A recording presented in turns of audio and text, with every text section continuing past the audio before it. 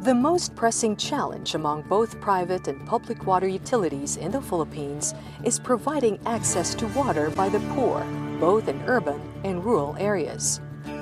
In the process, water utilities have to contend with meeting environmentally friendly standards and at the same time protecting and investing in their workers so they are motivated and productive. The majority of workers in the public water utilities do not have representation in the making of workplace or reform decisions. This challenges efforts to address structural problems because they do not participate when designing reforms of the processes they know well. Water utilities in the Philippines come in various models. Water districts are headed by autonomous boards, are government-funded, and hence considered government-controlled municipal entities. The Local Water Utilities Administration, or LUA, has formed 460 operation water districts, serving 13 million rural Filipinos.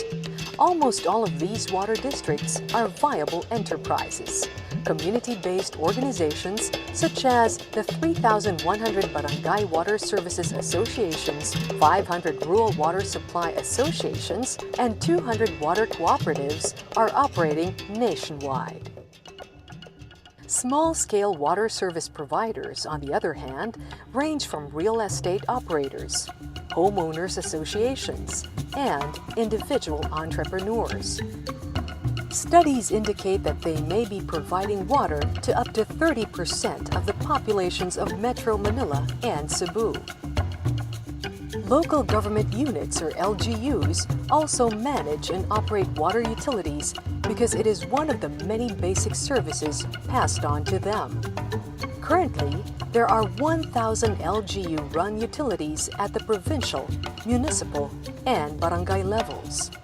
Private operators, on the other hand, are corporations operating in Metro Manila and a few smaller cities. Like most other countries, Philippine Public Water Utilities workers are represented by unions that could provide inputs in management decisions. Key players in the Philippine water utilities sector have identified and pursued the adoption of social dialogue under the sponsorship of the International Labor Organization, or ILO, the United Nations agency which promotes decent work.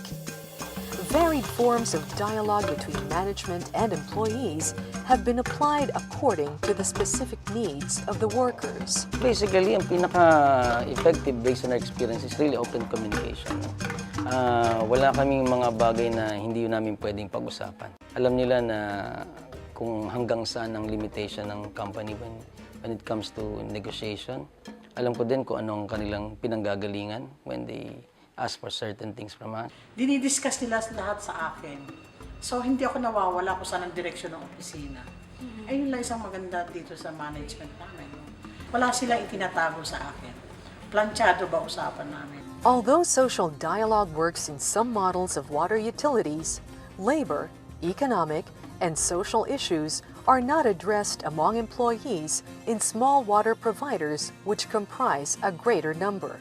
Workers in these models of water utilities may take a longer time to reach a point where their concerns translate to favorable management policies. We know when we look around the world and over the last 90 years, we see that social dialogue is the cornerstone for achieving decent and productive work. When you bring workers and management together to address problems, to look at best practices, how do you make something more efficient? How do you make the workplace safer? All of this impacts the bottom line, and that's productivity. Especially in the water utility sector, where you're so reliant on individuals who are working in that sector to understand, the sensitive nature of how to make water safe, how to get access to water. These workers having a voice will make that industry more competitive. In privately owned water utilities, labor unions are organized and engage in social dialogue at the local level with their managements. Improving public service delivery, especially by the water utilities, requires that the labor force which directly contributes towards the attainment of such goal be given a voice, be allowed to contribute to the improvement of the service, and develop a sense of ownership in the service they provide to the population. Industrial or social peace can be obtained by increasing the rights and competencies of workers, users, water providers, and government agencies to participate in the social dialogue process, and thus providing them with the confidence and capacity that is necessary to make informed and sound decisions in order to be active players in the improvement of service in the water sector.